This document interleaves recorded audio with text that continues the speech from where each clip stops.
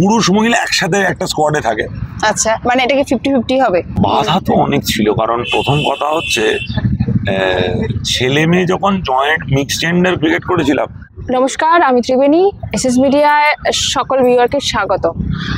এই মুহূর্তে আমি রয়েছি, আমার পাশে যিনি অতিথি রয়েছেন তার পরিচয়টা তার মুখে অবশ্যই নেব। তার আগে বলবো হাউস দ্যাট 6 এবার 1, 2, 3, 4, 5 এবং 6 একদম 6-এর গণ্ডিতে দাঁড়িয়ে আছি আমরা হাউস দ্যাট নিয়ে। হাউস দ্যাট এবং এই হাউস দ্যাটের শুরুটা জিজ্ঞাসা করব কি ছিল এবং এবারেই বা চমকের কি কি থাকছে সেটাও জানবো।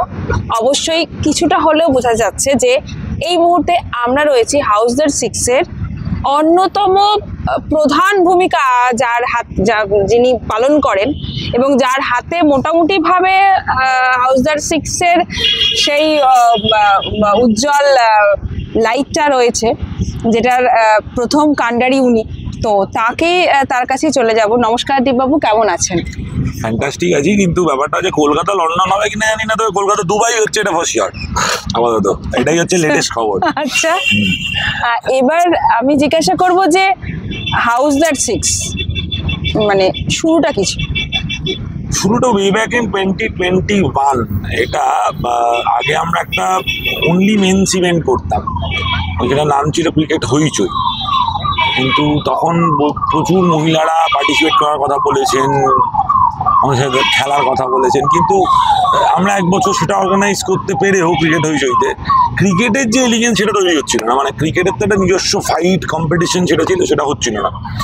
তারপর কোভিড আসে, কোভিডের পর আমরা বিভিন্ন স্পট অফ বদার, কারণ এটা তো একটা দক্ষ যোগ্য, এটা অনেকগুলো টাকা খরচা থাকে।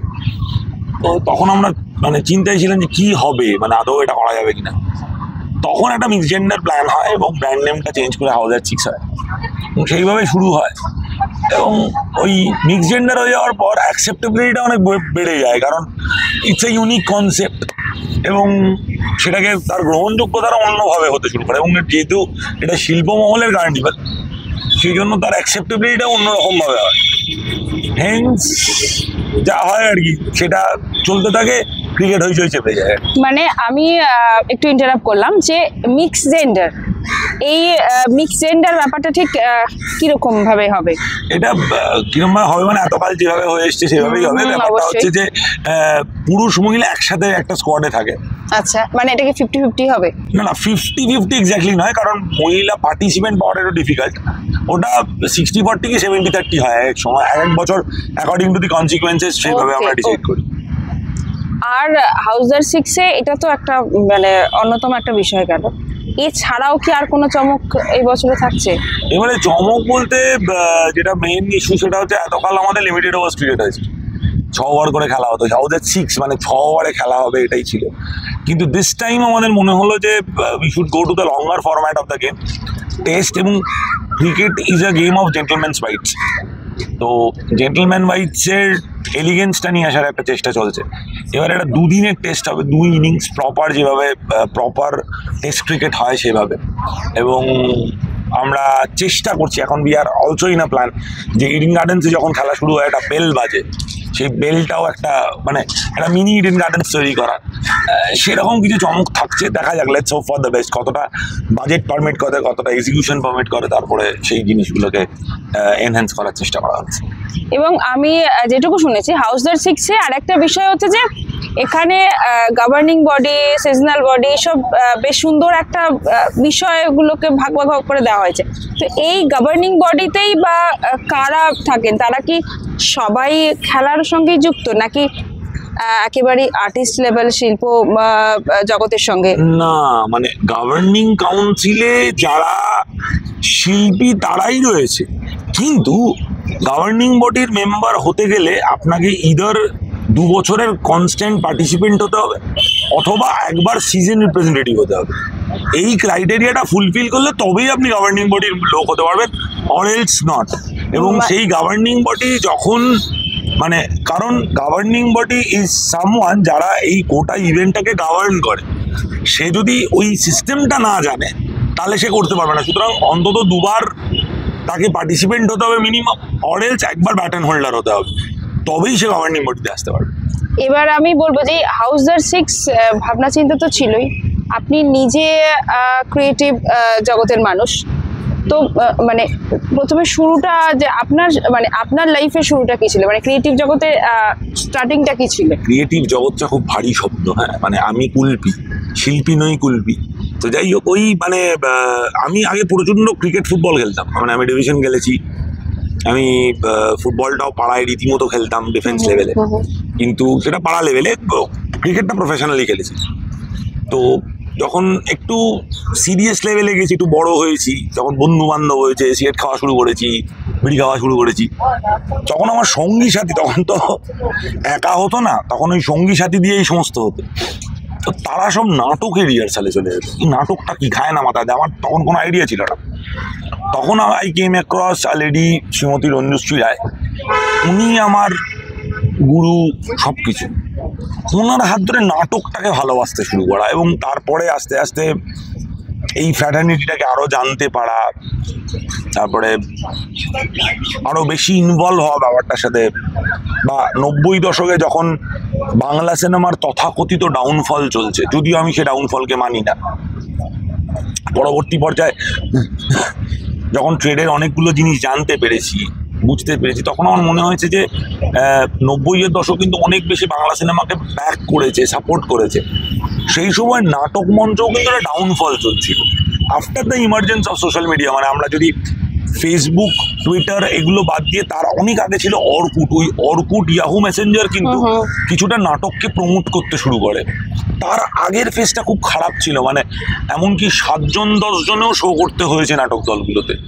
সেই সময় নাটকটা করতে শুরু করে, এবং তখন বুঝেছিলাম যে শুধুমাত্র নাটক করে কিন্তু পেটটা চালানো যাবে না যদি এই ট্রেডে থাকতে চাই। তখন একটু একটু করে সিনেমায় চলে আসা, এবং তারপরে পুরোদস্তুর এডিটিংয়ের মধ্যে ঢুকে আসা। কারণ আমি খুব একটা লম্পজম্প করতে হয় না, আমি খুব মানে অলস প্রকৃতির মানুষ। আমি ওই রাত জাগতে পারবো প্রচুর, কিন্তু দৌড়োদৌড়ি করাটা আমার পক্ষে কঠিন। তাই মনে হয়েছিল যে ওই এডিটিংটা কাজের কাজ আমার জন্য। অ্যান্ড হেন্স কাজ। আর আমার এক বান্ধবী ছিল, তার নাম ছিল নিবেদিতা। নিবেদিতা আমাকে ভীষণভাবে ব্যাক করতো যে তুমি এডিটিংটা করো, এডিটিংটা তোমার জন্য অনেক বেশি কমফোর্টেবল, অনেক বেশি ভালো। তো ও অনেক প্রমোট করতো। ও তখন কিন্তু মানে কিছুটা হলেও ডিরেকশন করার একটা মনোবৃত্তি ছিল। সত্যজিৎ রায় হবো, ঋত্বিক হবো, মৃণাল হবো, মুষ্টি পিন্ডি হবো যদিও, এইদার ওয়ে। তো ও প্রমোট করতো এডিটিংটা। তো তখন ওই এডিটিংটাকে একটু সিরিয়াসলি করতে শুরু করা। তারপর কবে এডিটিংটা প্রফেশন হয়ে গেছে নিজেও জানি, হয়ে গেছে। তার মানে এডিটার, মানে আপনার ডেজিগনেশনে কি যাবে? আমি এডিটার। এডিটার দীপ চট্টোপাধ্যায় এখন হাউজার 6 এর অন্যতম প্রধান ভূমিকায় রয়েছেন, কর্ণধার বলা যেতে পারে। ঠিক কর্ণধার শব্দটা অনেকে বলে বটে, কিন্তু আমি না ঠিক কর্ণধার শব্দটাতে আপত্তি আছে। Everybody has to perform some duty or the other. তো সেখানে আমি কিছু ডিউটি করি, কাউকে দায়িত্ব নিয়ে যেমন ফ্লেক্স বাঁধাটার কাজটাও করতে হয়, কাউকে পিচ ম্যাটিংটাও করতে হয়, আবার কাউকে টাকা পয়সা রোজগার করতে হয় বা টাকা পয়সা নিয়ে আসতে হয় একটা কিছু করতে গেলে। তা আমি সেরকমভাবে আমার পারফরমেন্স করি। আমি যে ডেজিগনেশনটা অফিসিয়ালি বিলং করি সেটা হচ্ছে হাউজার 6 গভর্নিং কাউন্সিলের প্রেসিডেন্ট। আমি ওইটুকুতেই সন্তুষ্ট। মানে এটা থাকুক বা না থাকুক, আমি যেটা করছি করব। এবার একটা জিনিস তৈরি হতে গড়তে অনেক সময় লাগে, ভেঙে ফেলতে অনেক সহজ। তো গড়ার এই ফেজটাতে না ওই কর্ণধার, প্রেসিডেন্ট, সেগ্রিগেশন অফ ওয়ার্ক, এটা না খুব একটা জাস্টিফাইড নয়। তাই সবাই মিলে করতে হবে। ওই আহ্বান শোনো আহ্বান, অ্যাবসলিউটলি। আর এই মুহূর্তে দাঁড়িয়ে কি কি বাধা, কি কি অন্তরায় হয়েছে বলবেন এই 6 বছরে? বাধা তো অনেক ছিল। কারণ প্রথম কথা হচ্ছে, ছেলে মেয়ে যখন জয়েন্ট মিক্সড জেন্ডার ক্রিকেট করেছিলাম, অনেক তথাকথিত ক্রিকেট হোতারা তারা বলেছিল ক্রিকেটটাকে নিয়ে ছাড়লাম করছে। তারপরে মহিলা পার্টিসিপেন্টদের ইনিশিয়ালি মোটিভেট করতে একটা ক্রাইসিস ছিল, কারণ তারা সবসময় বলতো আমি না পারবো না। এবার এটা খুব সত্যি কথা যে আমরা ছোটবেলায় যেভাবে ব্যাট ধরে ব্যাট ঘুরিয়েছি সেটা মেয়েরা করেনি। তারা খেলনামাটি খেলেছে, পুতুল খেলেছে, এটা that was the structure of the society. কিন্তু তারপরে যখন after the emergence of IPL একজন কনভার্ট হয়েছে ক্রিকেট প্রেমী হিসাবে, ওই একজনকে ফোকাস করে আরও 10 জনকে, এবং বাই দ্য টাইম আমাদের এই 5 বছরে 86 জন মহিলা পার্টিসিপেট করেছে in this 5 years. So it's not a matter of joke. এবং total out of 206 participants yet participated 286 জন শুধু মহিলা, বাকিটা পুরুষ। তো সামওয়্যার ডাউন দ্য লাইন জিনিসটা প্রমোটেড হচ্ছে, এবং এখন তো women's IPL, women's Big Bash, মহিলারা অনেক বেশি ক্রিকেট নিয়ে কনসার্ন। তো সহজ হয়ে গেছে পথটা তা নয়, তবে ইয়েস মানে the acceptability of the event has grown up in the letter course of the day.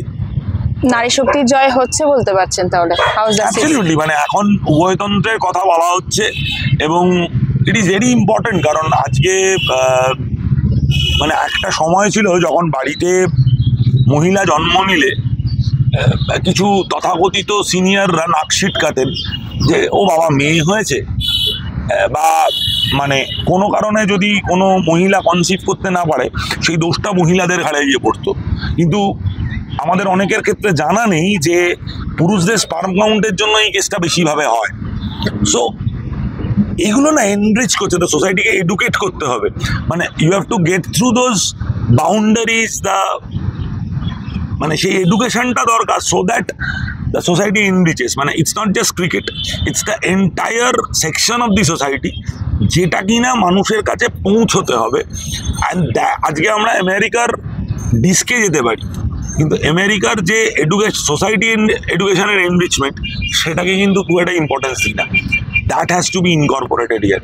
মুখে বললাম আমি লন্ডন করব, লন্ডন করতে গেলে ইউরোপিয়ান সভ্যতার যে ডিসিপ্লিন, যে দায়িত্ব, যে পাংচুয়ালিটি, ওইগুলোকে অ্যাডপ্ট করতে হবে।